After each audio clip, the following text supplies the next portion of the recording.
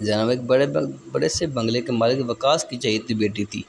سب سے چھوٹی ہونے کی وجہ سے اسے ماں باپ سے زیادہ پیار ملا۔ وہ ضد کی پکی اپنے بات منوانے کی عادی ہو گئی تھی۔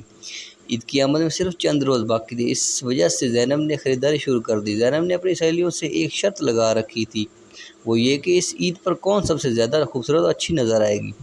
زینب ابو پھپھو کے ساتھ بازار گئی اور ایک مہنگی فراق خرید لائی۔ دوسرے دن پھر بازار گئی اور بچوں والی جاذب نظر ساڑی لے آئی۔ اس طرح یہ سلسلہ ایک ہفتہ تک جاری رہا اور زینب نے اپنی پوری الماری نئے کپڑوں سے بھر لی۔ اس کے ابو کاروباری معاملات میں الجھے رہتے جبکہ امی آرام پرست طلب خاتون تھیں۔ اس سے باز پرس کرنے والا کوئی تھا نہیں، اس لیے زینب نے حد سے زیادہ شاپنگ کر لی۔ اس کی پوری کوشش تھی کہ شرط صرف وہی جیتے اور اپنی سہیلیوں پر رعب جمائے۔ عید آنے میں 3-4 دن رہ گئے اور اس کی بھی بس ہو گئی۔ زینب کے بنگلے میں ایک پرانی ملازمہ کام کرتی تھی۔ اس کی ایک بیٹی تھی جو زینب کی عمر کی تھی۔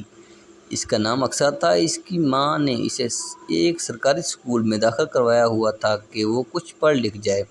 دونوں ماں بیٹی کا اس بھری دنیا میں کوئی نہیں تھا اور زینب کے بنگلے کے پچھلے حصے میں تعمیر کردہ چھوٹے سے کوارٹر میں رہتی تھی۔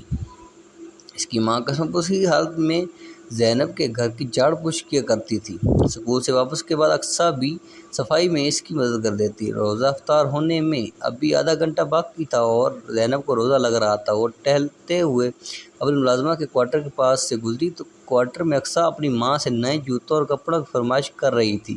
اس کی ماں اسے سمجھا رہی تھی کہ ہم غریب لوگ ہیں، ہماری قسمت میں نئے کپڑے جوتے کہاں، 2 وقت کی روٹی نصیب ہو جائے تو ہمارے لیے یہی عید ہے۔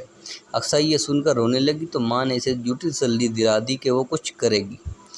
زینب کو یہ سب دیکھ کر بہت دکھ ہوا۔ افطاری کے بعد زینب نے اپنے لیے خریدے گئے کپڑوں اور جوتوں میں سے ایک جوڑا نکالا اور اقصیٰ کی ماں کو بلا کر بولی، ماں جی یہ رکھ لیں، میری طرف سے آپ کی بیٹی کے لیے عید کا تحفہ ہے۔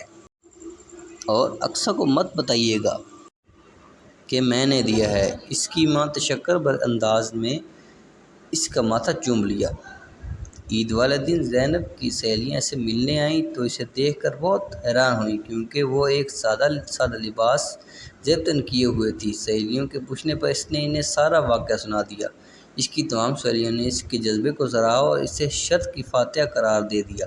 ساتھیو، ہمارے آس پاس یقیناً کئی ایسے بچے ہوں گے جو ہماری امداد کے منتظر ہیں۔ ہمیں چاہیے کہ ان سب کو اپنی خوشیوں میں شریک کر لیں تاکہ عید کی حقیقی خوشیوں سے لطف اندوز ہو سکیں۔